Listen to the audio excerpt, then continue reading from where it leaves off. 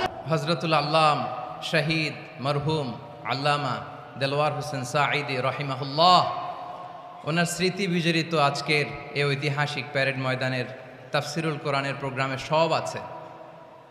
Stage আছে,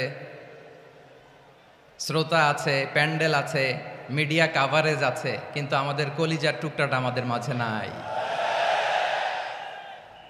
আজকের এই প্রোগ্রামে আলোচক হয়ে এই চেয়ারে আমি না বসে ওই শ্রোতাদের কাতারে বসে যদি আমাদের আল্লামার নুরানি চেহারার দিকে তাকিয়ে ওয়াজ শুনতে পারতাম, আমাদের হৃদয়টা ঠান্ডা হয়ে যেত,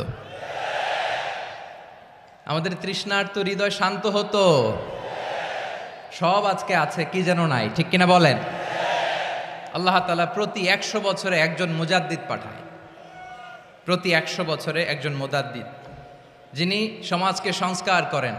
আল্লামা দেলওয়ার হোসেন সাঈদী রহিমাহুল্লাহ ছিলেন তেমন একজন মুজাদ্দিদ। চিৎকার করে বলেন ঠিক কিনা?